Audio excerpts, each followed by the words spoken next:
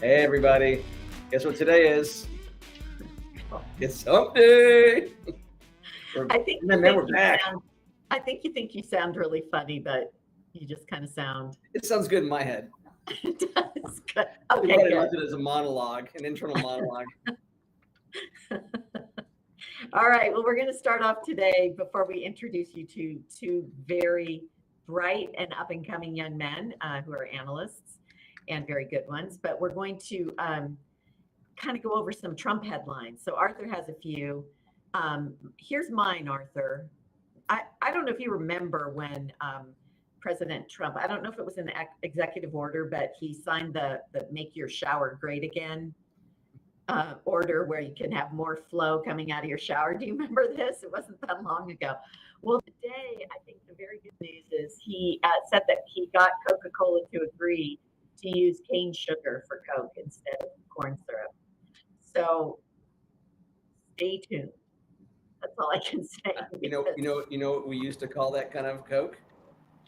We call it Mexican Coke because it's what you get in Costco. It's the one, the glass bottles. Yeah, it's made with real sugar, like cane sugar. Oh, really? Yeah. All my kids, we get the little bottles, and it was all made in Mexico because they use real. I think they use real sugar. They didn't use high fructose corn syrup. And all my kids call that Mexican Coke. Well, now they can call it Gulf of America Coke. Gulf of America Coke. So we're good. So that was my headline. I thought it was great news. I really think the shower one was good news because now you don't have to illegally take the washer out. But anyway, for the pressure thing. Yeah. And then the news today, which is really, I think, a continuation of what we've talked about in prior micro moments. At least last one was the leaked little memo that he showed GOP leadership saying that he was going to fire Chairman Powell. You're fired. And we figured that's going to be Trump's favorite word from The Apprentice. The phrase is that you're fired for malfeasance on the cost overruns and spending on the new Federal Reserve building.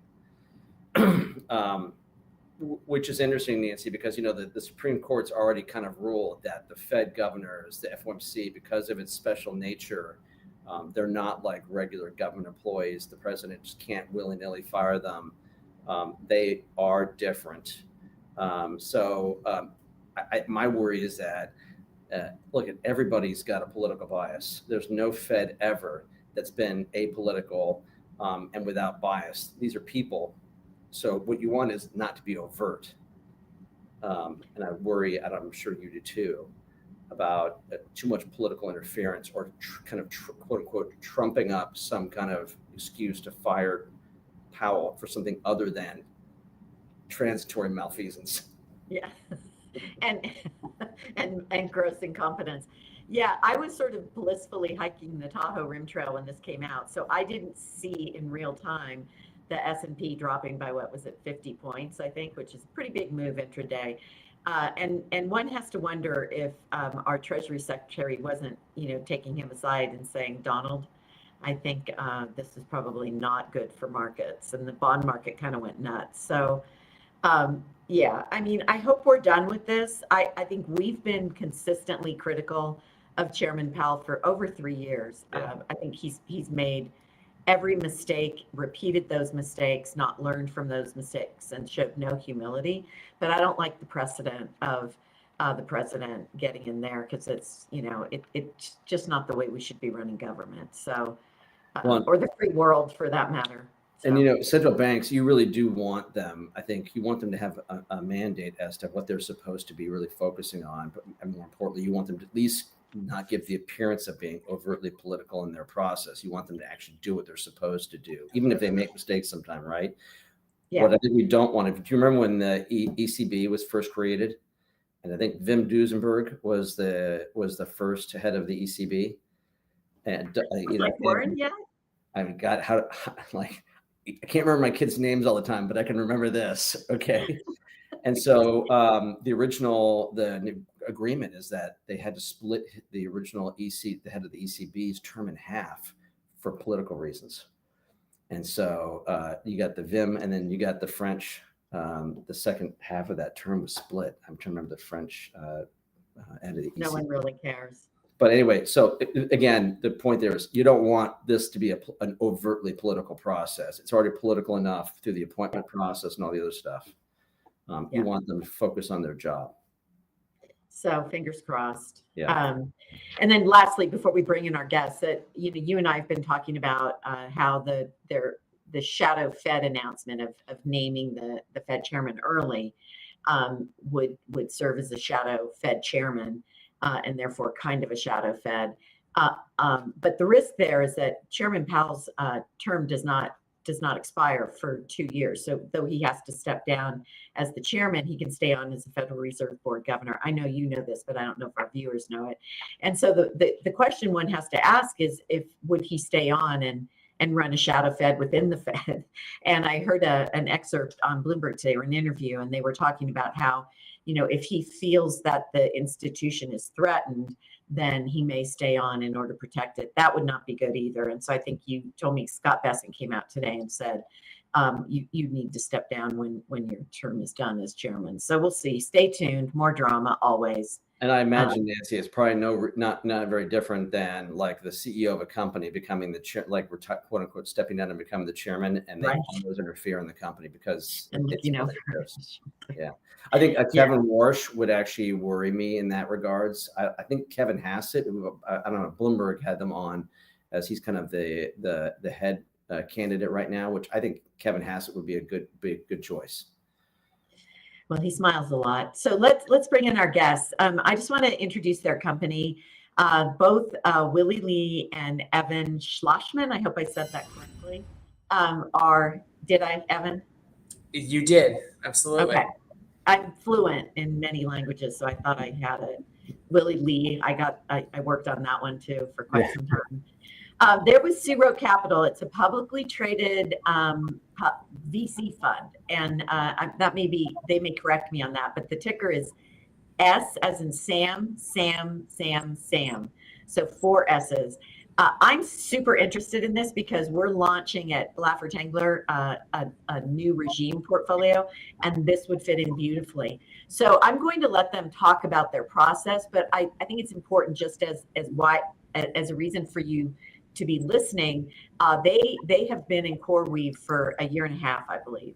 Is that correct, gentlemen? Yep. Yeah. And so that was pretty prescient. And they also have a stake in OpenAI. So I think even though I'm a big Grok fan, I'll give a nod to OpenAI as at least in the game of AI and chatbots. So anyway, I want to hear them speak and talk about some of the companies they own. And so I thought, and I'll let you guys divide up how you want to talk about it, but I thought we'd start with CoreWeave and how you how you got to the position of thinking it was a great investment long before anybody knew what it was. And I would just point out that they just announced a very generous dividend. And I imagine that some of that is because of the CoreWeave ownership. But I'll let you take it away and give us some insight. We will interrupt you mercilessly, so just be nimble. Perfect. Yeah, I'd love to have the conversation.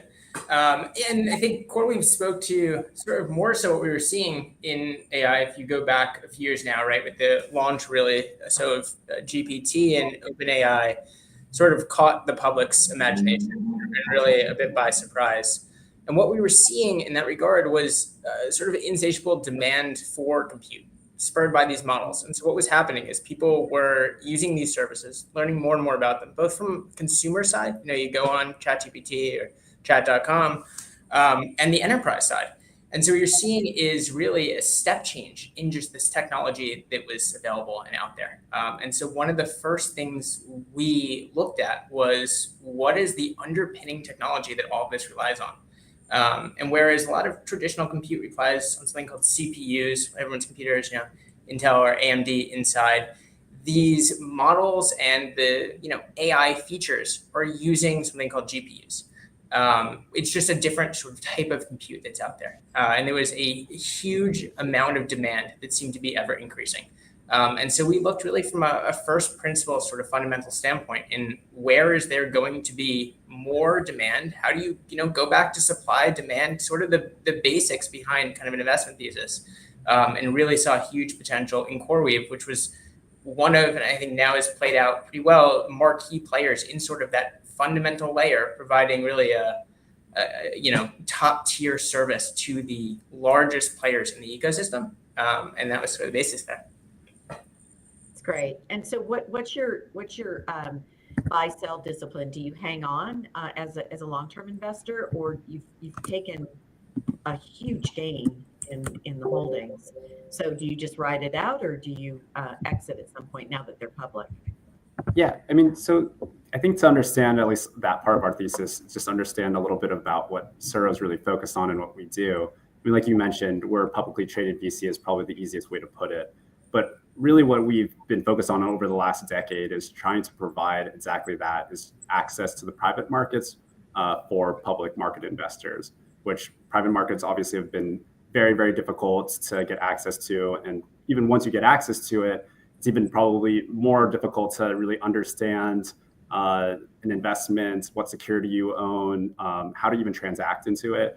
And so as SuRo, what we're trying to provide is sort of that clean access to the private markets in a way that many people, I think, understand as like a public market vehicle. So that's really what we focus on. And so where we see a lot of the value accruing is those like sort of last few rounds before a company goes public. And so when we think about exiting positions, obviously we're trying to be attuned to market volatility and any changes there.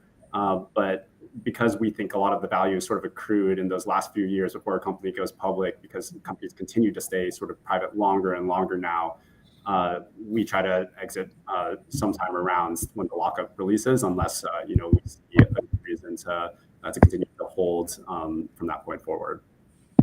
But to be clear, you still own CoreWeave, is that correct? Right. So we did a pre-release. We have sold a portion of our position in CoreWeave. We hold the majority of our position still. So that's a part of where our 25% dividend that we announced is coming from, is part of those realized gains. And so we're excited to give those realized gains back to our shareholders. It's fun to win. No, absolutely. It's especially in the space where AI, I think, there's a lot of investments out there. You can do NVIDIA, you can do some of those hyperscalers, but where a lot of the value we're seeing is accruing, it is in these private companies, which are AI native, and they're just getting massive adoption. And, I think for a lot of public market investors, you can see, especially with CoreWeave's IPO, people are looking for that specific access to AI. Yeah, that's great. Arthur, do you have any questions? Correct me if I'm wrong, but you guys are late stage venture capital, correct? And how would that, for people that were watching, what's the difference really between late stage and early stage? Yes. Yeah, that's where we focus. I would say it's, if you think about it, especially with AI, look, those sort of traditional monikers have been shifting a bit. We look for companies that have real traction and kind of presence in the market. So whereas oftentimes I think people tend to think venture, especially more so on the early stage, right, is two guys kind of in a garage with an idea. We come in quite a bit later than that, when there is traditionally a pretty robust product offering, traction in terms of sales and revenue, and just a more mature private company. Great, thank you. Yeah, so then tell us a little bit about OpenAI. I mean, everyone is aware of the spat between Elon and Sam Altman, and now maybe you add Microsoft into the mix, and so I'm just wondering, and so that would be Satya Nadella, who has been pretty savvy in the whole space. So I'm just wondering, what you think about the investment from a global strategy standpoint, and what are your expectations for all the aspects of AI as you move forward? Yeah, I mean, so I think for us, when we started really digging into our investment thesis into AI last year, we focused on three main sort of, I'd say, fundamental parts of what we think enables generative AI. So the first one was the compute layer, which Evan talked about. That was our investment in CoreWeave. And then we looked beyond that, and I think the two other areas that we see are very vital to enabling generative AI is obviously the foundational models, whether that be OpenAI or Anthropic or Grok.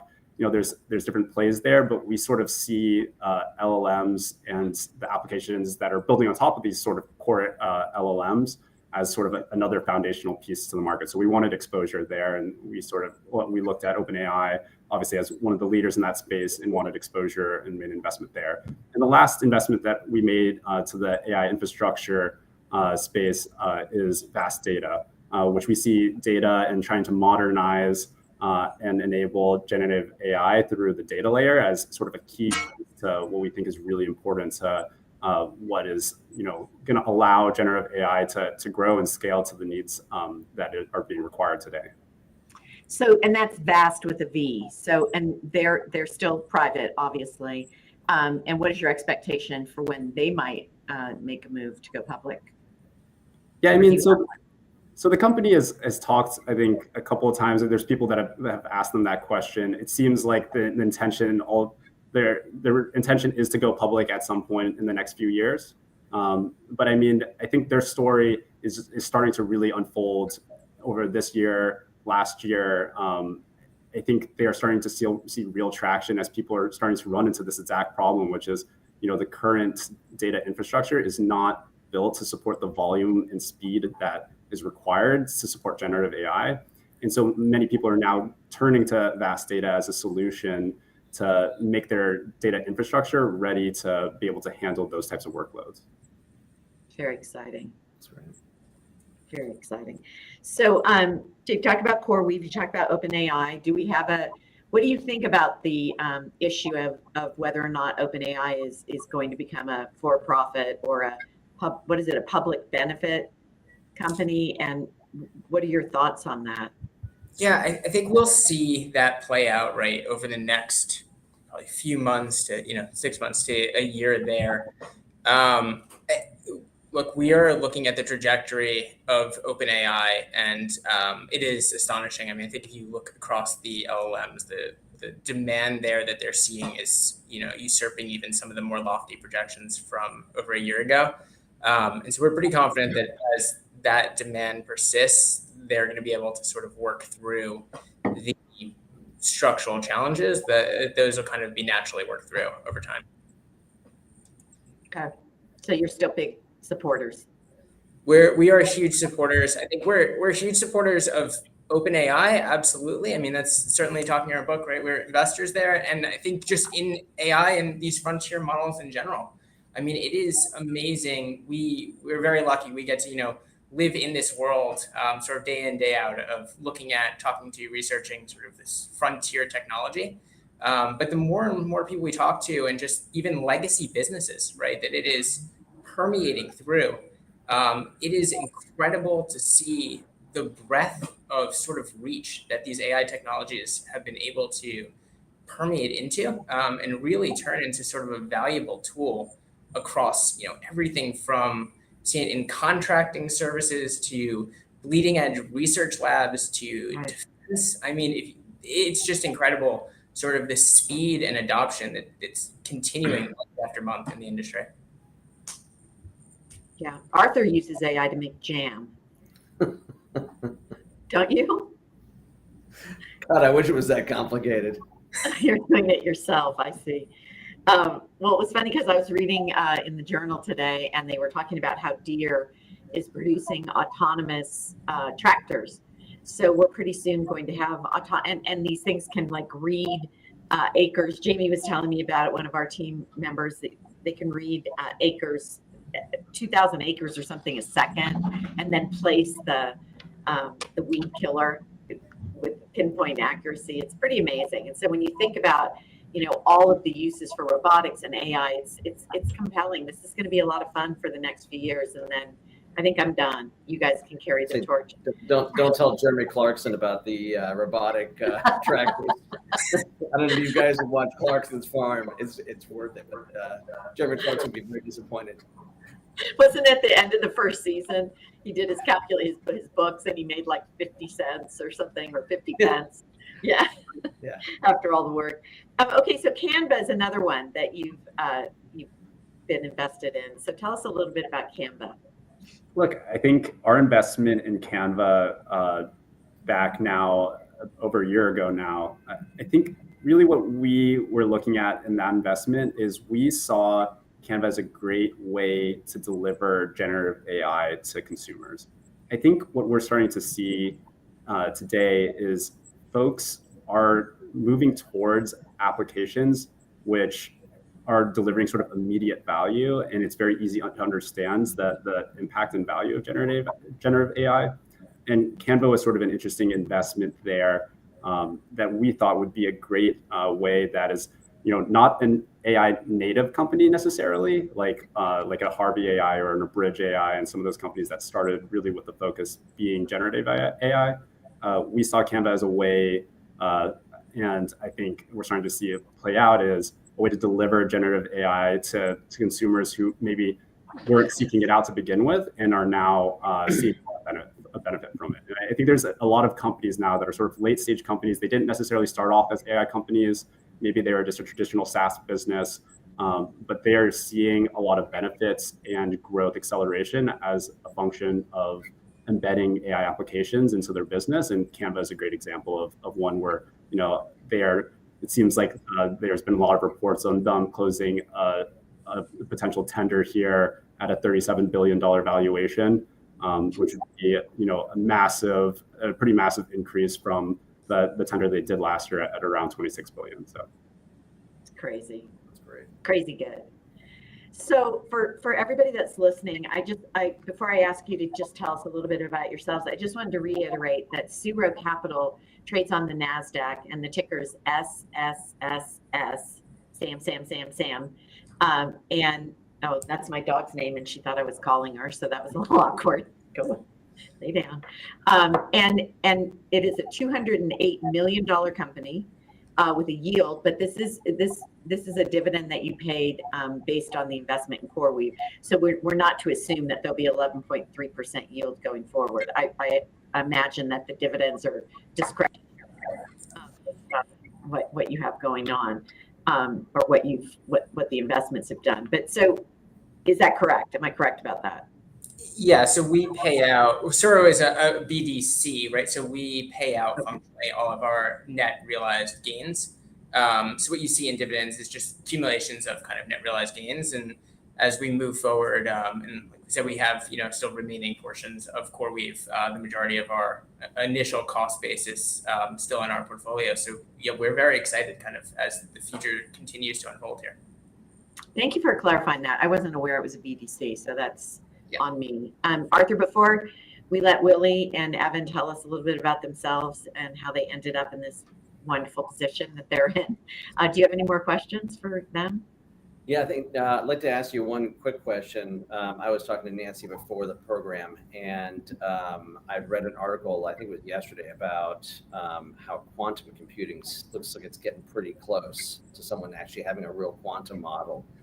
And we're talking about AI, we're talking about blockchains, this whole thing about Robinhood and the blockchains. And I'm wondering, do you guys look at that space? Are there ways to get into that space, late stage VC in your area, that can take advantage if quantum computing actually becomes commercialized? Yeah, so quantum's a very interesting area, and it's definitely gotten a lot of excitement because I think what we're starting to see is generative AI is assisting with the progress and the ability for quantum to have a lot of utility. And so I think what you'll see is a lot of value to accumulate first at the generative AI and AI enablement layer. And then you'll sort of start to see sprouts of quantum computing and some of the utility that sort of circles up into that space. So I think it'll sort of be a progression. You'll see the need for generative AI to really be able to enable the ability for quantum to have a lot of utility. And I think Jensen has sort of mentioned this a couple times now, is, that quantum will first be sort of a component to the larger computing equation from the CPU to now the GPU, and then you might see sort of a quantum processing unit. So you'll see it built into sort of the larger infrastructure, and then when it has enough capabilities and enough utility, you'll see it sort of spin off into its own thing. I think what is if people want to get that exposure to quantum, there are some public quantum companies out there, but I think from at least my personal perspective, you'll start to see the value first accrue on that generative AI and AI enablement layer first, before you'll start to sort of see that really rapid acceleration on the quantum layer. Great, thank you. So cool. Yeah, I mean, I think I gave a speech on this recently, which I should have had you give. But the sort of leading quantum companies are two of the most boring, I mean, that are publicly traded at the moment. So IBM and Honeywell are, so we'll see. I think the upstarts, and tell me if you agree with me that the upstarts are going to quickly step in and grab the headlines. Is that true? Yeah, I mean, I think there's a couple of upstarts now, and we see a couple of quantum companies in the private as private companies, and they're definitely exciting. There's some green shoots of areas where they're starting to see really impressive utility, and so I think we're going to continue to keep an eye on that space. We've seen at least half a dozen companies sort of come through, and they're proving out some of their utilities, and it's starting to become quite impressive. That's awesome. And I appreciate the question, Arthur, because I wanted to know that and didn't think to ask it. So that's great. So, he gave me the question. What? Grok gave me the question. Grok, it's our best friend. Grok 3 and Grok 4. So real quick, guys, I'd just like to hear about, I think everyone would like to hear about your background. So Willie, if you could start, and then we'll go to Evan, and then you can tell us your closing comments. Yeah, I mean, happy to give a quick background. I mean, I started as a psychology researcher of all things. I was focused on my master's trying to build computational models around dating behavior. So that's where I got a little bit of my technical backgrounds, and research is has a lot of similarities to how you think about investing. You have a thesis, you have supporting arguments, and then you test those supporting arguments. And so I think a lot of, at least my background, comes from at least the technical side, understanding some of the technology that goes into a lot of these companies, and then the other part is that sort of same thesis. You have a hypothesis of why you think this company will succeed, and then you do your diligence and test those theses, and then it shakes out into what happens in the market. So. Great. Fellow psychology major. That's nice. And Evan, tell us. Yeah, no, absolutely. I started in consulting, and then actually made my way to the sort of startup world. Was an operator at a startup here in New York for a few years, and then transitioned over to the finance and sort of venture side, funding startups. It's been absolutely fascinating. I think this period of time when we're living in it is incredibly fast paced, just the rate of change. And every, few months or 6 months, look back over the past year or 2 years and just see the rate of change and the developments that are kind of on the horizon there. And I think it's an incredibly exciting time. Yeah, for the markets, and to be part of the emerging technologies that are going to drive the future. I mean, Arthur, do you have any closing questions or comments? No, I'm good. I mean, this is all such interesting stuff, and I think the hardest part is, beyond the specifics of companies, is just trying to keep, on the bleeding edge of knowing what's going on and where it's going to go. Because it's amazing. Everybody seems like they're trying to get into this, and some are not being very successful in their implementation, and they have to go raid other companies. Well, I think this is how you can do it if you're not an expert. You just buy SSSS. I think we're going to find a place for it in our new regime portfolio, and I'm going to ask you for approval to buy it tomorrow. So I hope that he has to approve all my trades. It's so demeaning. But I hope. Do you have any closing comments you think we missed, or things you wanted to talk about that we didn't? I would just say, if anyone is interested in reaching out or hearing more about SuRo, our website is surocap.com, and we are pretty easily accessible. So feel free to reach out to us. We're happy to talk to any investors, potential investors, answer any questions. And Willie, I, and the team here, we invest in this area, but we also kind of live and breathe and are excited by what's going on right now. So this is a fantastic conversation for us. I think our portfolio recently has sort of mapped out a thesis that we've had over the last few years. It's been terrific. And we're very excited by kind of what's to come over the near and medium term horizons. It's great. No, appreciate it. And I'll just point out the stock's up 51% year to date. But that doesn't mean it can't go up another 50%, as we've learned. Was that a cash register? Oh my gosh.